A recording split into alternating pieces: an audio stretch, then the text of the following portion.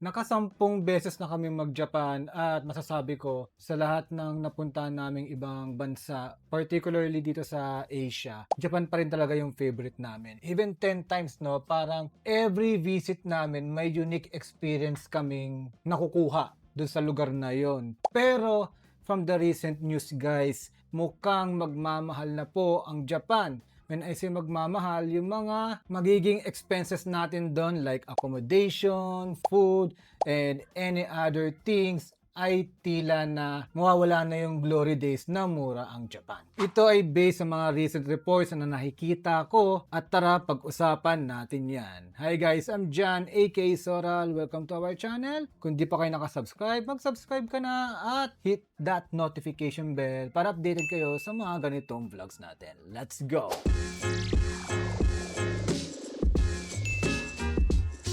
Alam nyo guys, para sa akin, this is the right time para pumunta ng Japan. Itong 2025 and 2026 siguro, pero based sa mga reports, doon mag-uumpisa na yung mga iba't ibang challenges as a tourist like us guys. Kaya siguro maswerte din na nakapag-Japan kami ng ilang beses bago magkaroon ng mga changes. Ano ba yung mga changes na yun? Pero bago yan, bigyan ko kayo ng reason kung bakit namin nagustuhan ng Japan.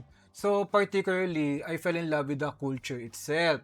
Hindi yung yung parang dahil sa mga temple nila. Kung hindi sa mga tao mismo. Kung introvert ka, maintindihan mo, they are very introverted and very respectful sa mga tao na maaaring magkaroon na ngayon ng iba't ibang preferences or experiences because madami na ring immigrants sa Japan. So, number 2, food. Actually, favorite ko mga Japanese food. Even mahilig ako sa Chinese food. Parang recently, prefer ko sila talaga dahil maumami. Yung tipong hindi mo na kailangan ng alat. Kumbaga, yung mismong raw materials like sashimi is masarap na talaga. So, they take pride dun pa lang sa preparation. Kaya, pagdating sa mismong cook meals, ayan na. Medyo masarap talaga. So, that is why even yung mga convenience store nila talagang mapapabili ka eh. And yung mga fast food nila compared dito sa atin, ayan, ikaw compare ko na, medyo upgraded doon. Tapos yung presyo halos hindi nagkakalayo as of now. Then yun nga, no, ngayon, medyo affordable talaga ang Japan. May mga hotels kayong makikita doon na worth 2,000, dalawa na kayo, 3,000. Pero as the season changes this 2025 from spring, summer, autumn, medyo nakikita ko ng difference eh. Medyo nagmamahal talaga. Mukhang magpapatuloy itong trend na to at hopefully guys na hindi siya maging sobrang lobo ng presyo katulad sa mga Singapore and other mga OECD countries na talaga ang mamahal talaga mag-stay doon. So sana weak pa rin no yung yen para mas maganda yung palitan natin. Isa pa yon sa mga reason kaya maganda pumunta ng Japan, mas lamang yung ating peso over yen. Kasi I remember last 2019 parang 1,000 yen is equals to 500 pesos. Ngayon iba na, parang 1,000 yen is equals to 380 pesos. Isipin mo kung kakain ka doon ng 1,000 yen, 380 pesos lang ang magagastos nyo guys. So ganon kaganda yung palitan. Unlike dati na 1:2, di ba? So, di ko alam if medyo lalakas yung yen in the coming years, pero as of now, pabor na pabor sa mga Pinoy na katulad natin. Pero yun nga, pag OFW ka, medyo olat siya kasi isipin mo, matagal ka nang nagtatrabaho dyan, nasanay ka sa magandang palitan. Biglang ganun, no, medyo pumangit. Pero as a tourist, pabor sa atin. As an OFW, alam kong hindi pabor sa inyo. Then, yung mga favorite kong season nandito sa Japan, like autumn and spring. At syempre, as a Pinoy, gusto natin makakita ng snow, winter. Pero recently, nag-summer nga kami sa Hokkaido. And ang ganda rin kahit na summer nila. So Hokkaido kasi alam ko, Tokyo, Osaka, and other cities in Japan, sobrang init daw pag summer. Kaya naman, pabalik-balik kami ng autumn and spring. Okay, doon na tayo sa mga recent changes or balita kung bakit we must take advantage na pumunta ng Japan. Pero disclaimer guys, kung wala pa kayong savings or pera, please lang, huwag nyo pilitin na, uy, sabi ni Soral, punta na daw tayo ng Japan. Kahit na emergency fund, gagamitin ko para mga pag-travel. Huwag ganun, okay? Kumbaga, if may balak kayong mag-Japan, may ipon na kayo, I think this is the best time and 2026, mga siguro early part ng 2026 para mas makatipid pa kayo sa mga Japan trip nyo.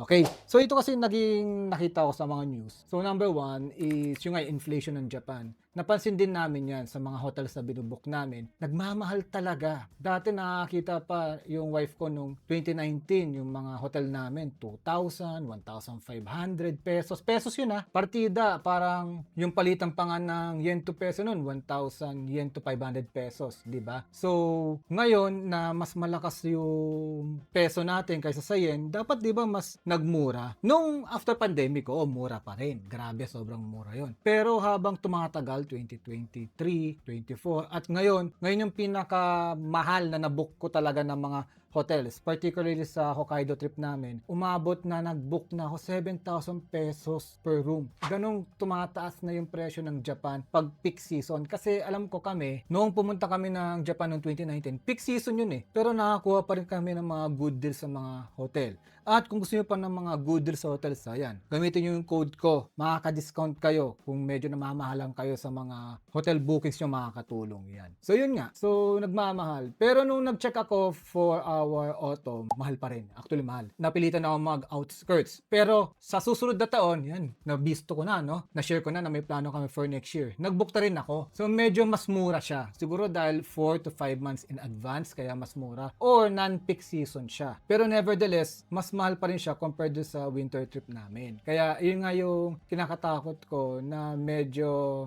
in the coming years, baka magmahal na siya ng sobra. Wala na yung mga sobrang murang deals. So number 2 yung yung tax refund changes. Alam ko this 2026 mangyayari yan.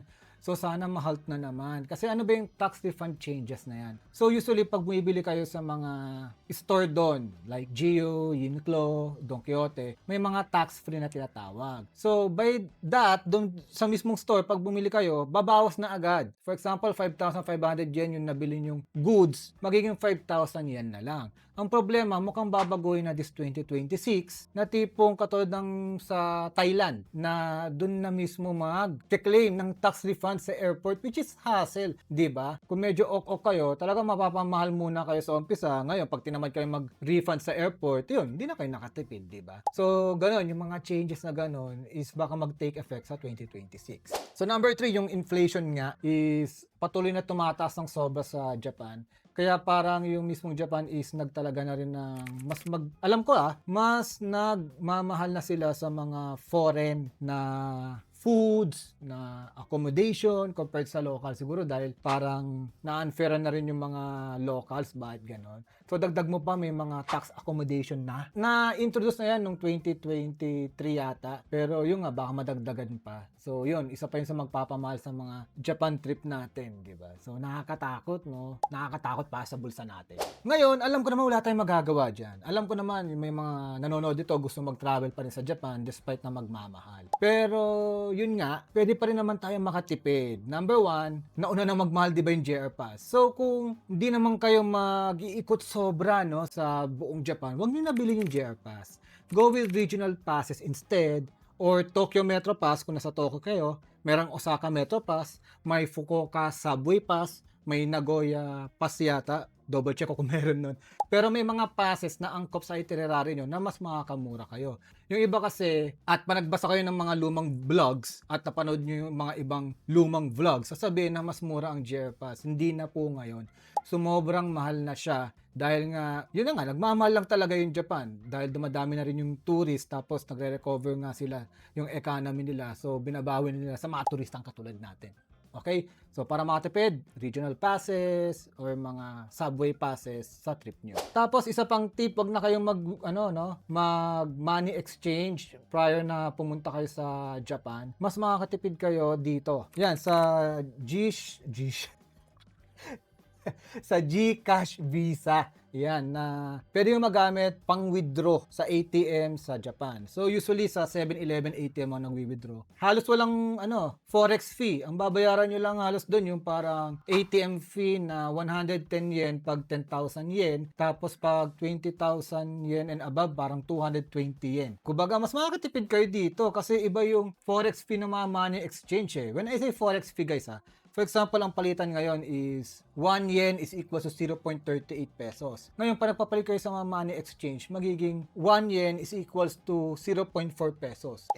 Parang ang konti lang naman ang difference ha. Hindi guys, kasi pag yan lumobo to sabihin natin 10,000 yen or 100,000 yen, from 38,000 pesos yung 100,000 yen, magiging 40,000 pesos. So, 2,000 pesos din yun, guys. So, ano pa lang yun? Mababang comparison pa lang yun, ha? Sobrang baba pa yun. Alam ko, lumulobo pa yan to 0.41, 0.42. Depende sa kung saan kayo mag-money exchange. Either sa mga malls or mas mahal pag sa airport. Kaya mas maganda, mag-withdraw lang kayo using GCash. Bakit GCash? Kasi nasubukan ko na halos yung ibang mga ATM cards, BPI, Maya, GoTime. Para sa akin, ang pinakamagandang rate, GCash talaga. And last but not the least siguro, ito. Mag-book na lang kayo ng piso fare. Pare-pares lang naman papunta yun dun eh. At kung hindi man piso fare, kahit yung mga base fare na 88 pesos, 188, kaysa bumili kayo ng full price ng ticket, medyo mahal yun. At least dito makaka-discount kayo. Hindi lang sa Cebu Pac guys ha, may mga airlines din like PAL, AirAsia, ANA, JAL, na nagsisale din yan. So abang-abang kayo sa mga sale niyan para mas mga tipid pa kayo. Or minsan pa nga itong Agoda, minsan nagkakaroon pa nga yan ng mga parang flight plus hotel combination. Pag na-compute nyo na medyo okay sa budget nyo,